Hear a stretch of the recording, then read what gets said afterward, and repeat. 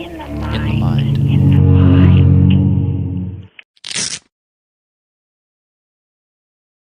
Alright, I'm going to do a video on current gear. Go ahead and start the winter glove again. This is, God, what's the name of the brand on this thing? It's been a while since I bought it. Arctiva? Clever name, I suppose. Mechanized 4.0 waterproof, durable, breathable gloves. Pretty good. They're supposed to be like snowmobile gloves, slightly textured in the palm, a little bit of kind of like impact resistant things here. Good for right there at the knuckles. It normally has a drawstring right here, but in both pairs it had broken, which is fine because it just cuffs over top of my jacket anyways. This little cinch here to make it good and tight. It's got this little lens wipe right here, which imagine if you actually wear like goggles on, goggles, like, if you actually wear like a dirt bike helmet or a snowmobile or something, you actually wear goggles, probably works good. But on any other kind of like normal helmet, it's kind of poorly placed because all of this will hit when that tries to hit and you're just like scraping your helmet.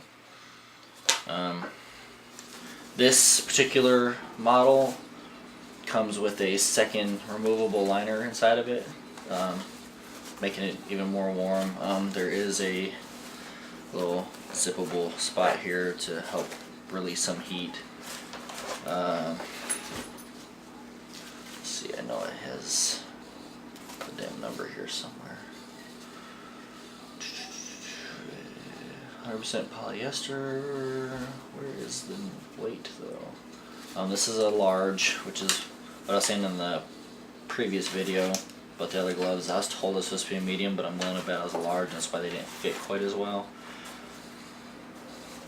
But good brand. I can't remember how much I paid for these. I've had these since towards the end of 2011, I believe. We've had these, and they're holding up pretty good. We've all the way down to like 17 degrees. I mean, your hands will get slightly cold just because it's cold out, but they keep your hands pretty toasty. Suggest removing the inside liner if it's not anywhere below 30. Set that aside. I got my summer gloves. These are also large. The Icon Pursuit glove. I got these actually as like a little memorial tribute type thing to Ike, because that's the same gloves that he had. I'm not a very big Icon fan, but these are actually pretty good gloves. I imagine most of their gear is pretty decent. Like I've actually wore one of their jackets, like a mesh jacket. It was okay. It fit okay. I couldn't tell you. I only used it once. I don't know what the durability of it was. Again, impact resistance, or what do you call it, impact protection in the knuckles. Only in the upper portion of the knuckles, not down low. Pretty good and hard there. And then of course it's perforated. Well, you can see my flesh there, so they breathe really well. Even being a size large, these are slightly on the snug side, especially if it gets wet out. Like it rains on you, and then all leather starts to shrink a little bit when it heats up. Good gloves. I cannot remember how much I paid for them. I think I'm willing to bet it was higher than I like to pay, because I like to stay below $50 on just about everything that I buy.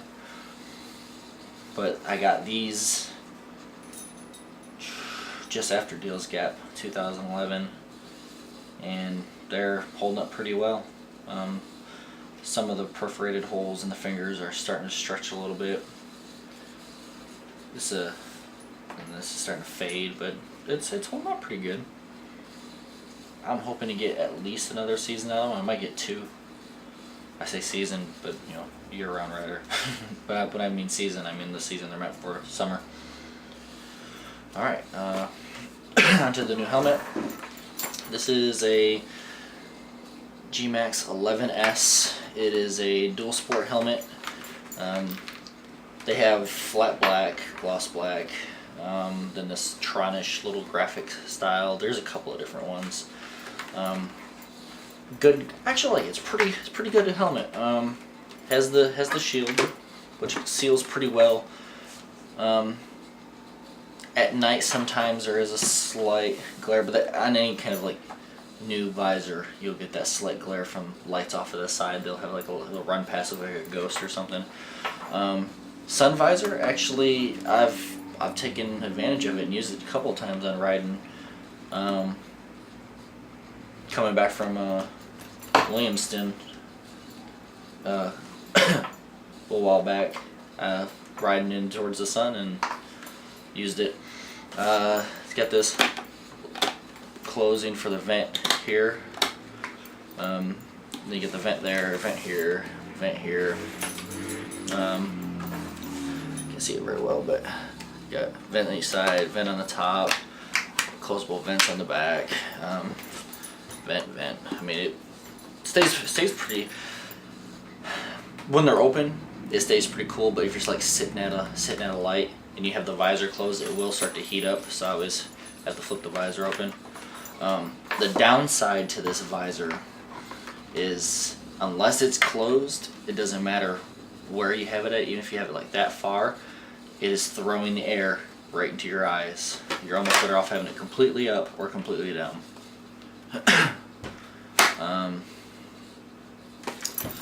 Usual lining inside. It'd be convenient if this was a little bit longer. One of the quietest helmets I've ever had, actually. Like there's a little bit of buffeting noise back towards the back sometimes, but overall it's really quiet.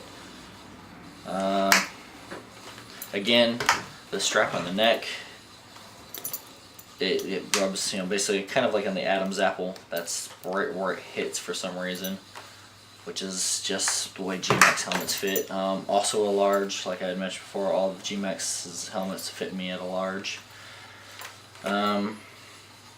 The visor is adjustable. You can't see it, there's a little screw right here, and there's like 1/4 inch, maybe 3/8 worth of adjustability for leaning that visor back and forward. So you probably go like this, not very much.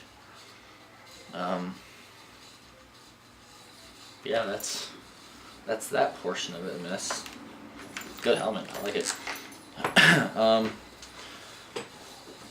The Sena, this is the SMH5. I'll go ahead and correct myself if necessary. The wife and I got these. God, when did we get these? It's been what, 2 years now? Something like that. It was just after 2011, I thought, or right towards the end of 2011. And I think towards the end of 2011. She's had a few problems of hers to where it would you could charge, but it just wouldn't turn on.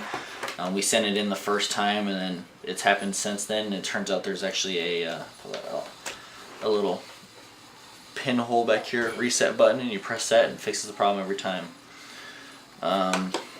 This one's been dropped on a couple times, works fine.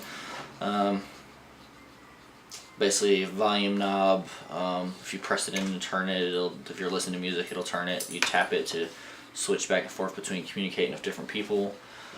Then this just pretty much just handles all your phone call stuff, end call, start call, etc., etc.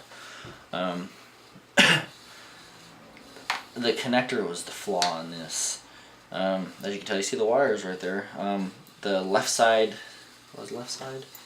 What side I got in here? Yeah, the left side speaker had went out on mine. I thought the speaker, turns out it wasn't the speaker, and it was actually the connector in here, contact, is bad, or it's broke somewhere inside. It's not very expensive to replace it. I'm just too lazy to do it, so I just use one ear. You gotta make sure you have them in there good and tight, otherwise it ain't worth a damn. Works pretty good though. Been in all sorts of crazy rain and have had no problems with this thing shorting out. I don't know if it's just that plug is that good, or if these things just are that well built on the inside that there's no problems, but we have not had any problems with that. We've been in very heavy rain. We got ours on eBay for around like, it's $150, $175 for the set, and it comes with, you know, the microphone. Oh well, you can see that, probably can't see it at all. Microphone on the inside. They do come with like a little fuzzy cover. Mine's gone. I'll put a link up with this video, because I did find another seller on eBay that was selling them for, I think, a little bit higher than that price range, but still cheaper than like Motorcycle Superstore or other places have. And the warranty is still accepted, because as you know, I've mentioned, we sent hers in